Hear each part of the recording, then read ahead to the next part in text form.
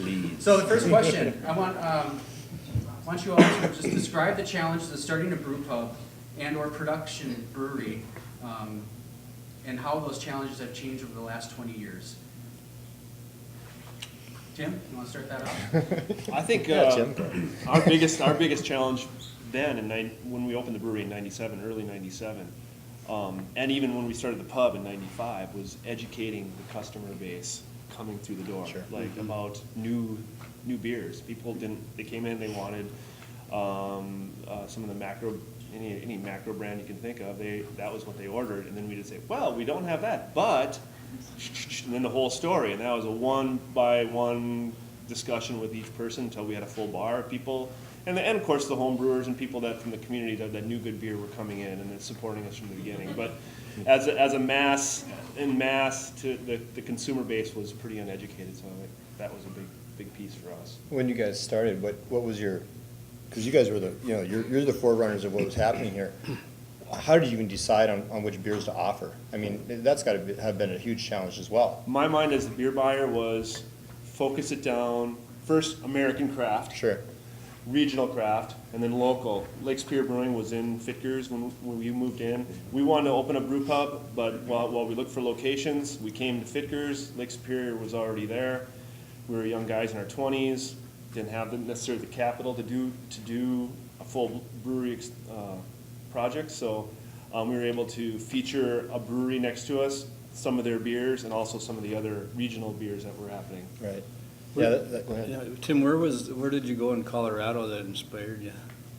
In college racing, I remember going to Bend, Oregon, and Deschutes had just started. And so it was like, all of a sudden we're partying after the national championships, and someone brought over a keg of Deschutes, and I wasn't really into it. It was I remember it was a dark malty beer, and still to this day I'm not really a big dark malty beer guy. But I was like, wow, this is local beer. Local beer made right here. That's pretty neat. So then after, traveling, still skiing out in Boulder, and that Boulder scene was really exploding in the late 80s, and that's where I was able to go to several brew pubs, and I had a friend, actually the reason for the trip was A, skiing, B, to go out there and check out a brewery that they were opening. It's, I'm sure, no longer on the planet. And so that, my business partner was going out, he was really interested in opening up a bagel shop. So I said, well, I'm going out there to look at a beer, and he wanted to do sandwiches, and a bakery kind of thing. And that kind of, we blended that together. Well, one of the things you talked about, you're young, you're in your 20s, the resources really aren't there either. And that's, I think, is a huge challenge for anybody that starts out. We look at especially the two guys sitting next to me here, these are state-of-the-art breweries, and the financing for something like that, and the planning and the development of something like that has to be such in the foreground of any kind of new business that you're opening up. I mean, you guys came in with a warehouse, and you guys, my God, I mean, we're not worthy kind of thing, because you came in and took a clean slate and you made something that was just phenomenal. When we went in, the biggest challenge that we had at Thirsty Pagan, well, it was Twin Ports Brewing, but we didn't know what the hell to do. I mean, we really didn't know what to do. We didn't know if we were going to build a brew pub in Duluth, build a brew pub in Superior, buy a brew pub in Duluth, buy a brew pub in Superior. Well, we could have made a mass production brewery in Superior, mass production brewery in Duluth. I mean, you've got all these options, and to develop the concept for something like that, it was extremely frustrating, because every time you went down a road, you go, God, that's not going to work. It's just too expensive. It's not going to happen. It's not, so to find a fit for something that not only did you want to do but enjoy doing.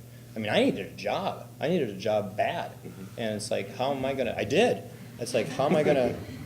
And so what we did is, we took all those avenues, talked to a ton of people, and it was real interesting how we kind of fell into where we were at after literally a year of education. I mean, I remember talking to Eddie about his program too. We've sat down and kind of bantered off and bounced things off. It's so incestuous what's going on up here.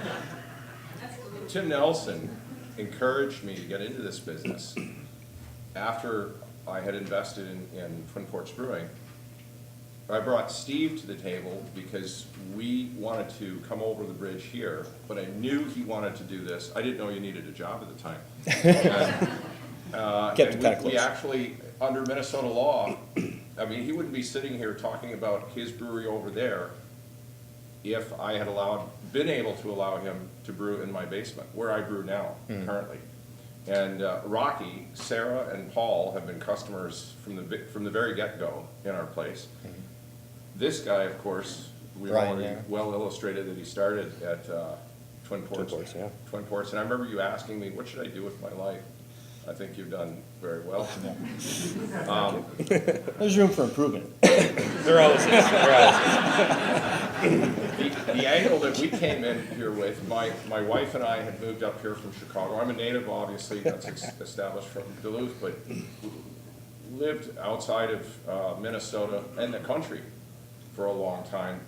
And when I came back here to go to college in the late 1970s at Florida State University, which I ably attended for 6 years, and I have an associate's degree to prove it, I really missed European craft beer.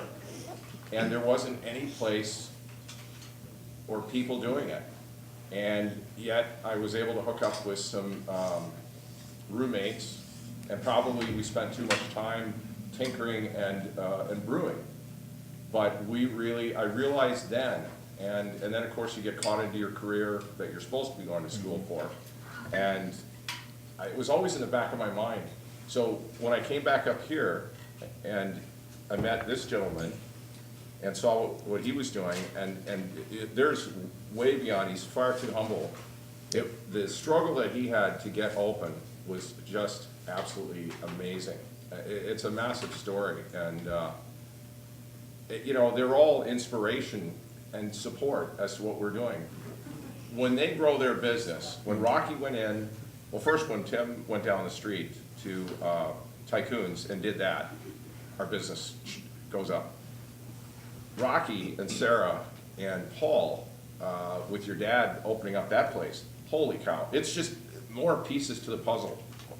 And it's the traffic flow, it's a wonderful thing.